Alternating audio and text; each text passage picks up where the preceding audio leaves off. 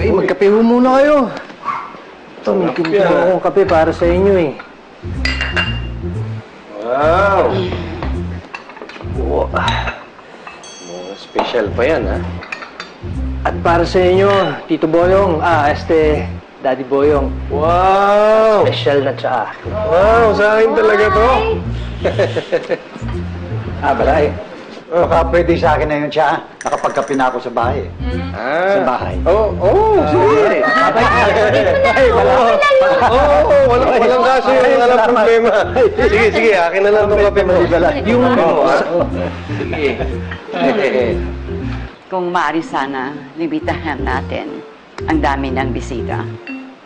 Ayaw ko naman kasi na magmukhang fiesta ang kasal ng aking apo. Ay, hindi ho pwede. Kasi pasabihan na ho namin yung mga kamag-anak namin at ibang mga kapitbahay na malalapit sa amin. Baka mamaya ho, pag hindi namin sila inimbita, baka magtampo naman ho. Ang sarap nitong siya ang tinimpla mo. At sana maintindihan ninyo na we value our privacy. After all, kasal ito, hindi naman ito outing. Huwag ho kayo mag-alala. Dahil kami ho ni Boyong, kung kailangan ho namin mangutang, yun ho ang gagawin namin para makapagbigay naman ho kami ng kalahati sa gastusin. Para wala ho kaming marinig sa inyo. Diyos ko naman, si Lolo, vlog ceremony. Santísimo, wala kang pinipiling lugar. Hindi ko alam kung mahal. Diyos ko po. Ito na nag-attention eh. What? Pagsabihan mo naman yung lolo mo, binabastos na itong asawa ko at yung mga anak kong babae. Ano ba naman yan? Grabe! Ano ba yan? Ang tanda-tanda nyo na ho, manyakis pa rin kayo?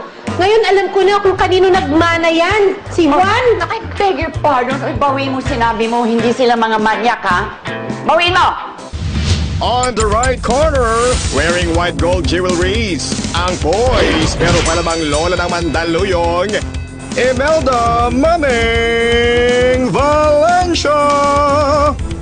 And on the left corner, wearing duster and chinelas, ang taray queen ng Sampaloc, Marisa Isay Villanueva. Bawiin mo! Ay, hindi ho. Totoo naman ho yung sinasabi ko. Tignan naman yung asawa nyo. Diyos ko, ngayon pa niya talaga napili magganyan. Hindi ka nahiya. Nasama na hiya. Nasama na hiya.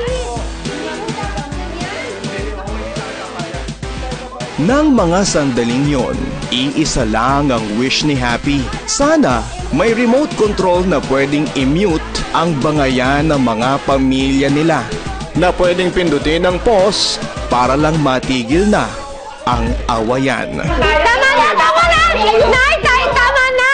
Pwede ba tayo mag-usap ng maayos, diba? Juan! Oo nga po, Mamo. Please, huwag niyo na sila patulan. Para wag na lumaki. Mabuti pa siguro. Alis na lang kami. Tama! Umalis na tayo. Coming here is a terrible mistake. Juan, pag-isipan mo maigi itong mga ginagawa mo. Halika na, uwi na tayo. Ay, hindi ho dapat si Juan ang mag-isip. Dapat ho si Happy ang mag-isip. Dahil ako ho, kung kayo lang ang magiging biyanan niya, mas mabuting wag nang ituloy yung kasal. Walang kamalay-malay si Happy na may binabalak si Juan. Operation Fake Signs. Di wag. Ang tanong, magtagumpay kaya si Juan o siya ang maging tablado?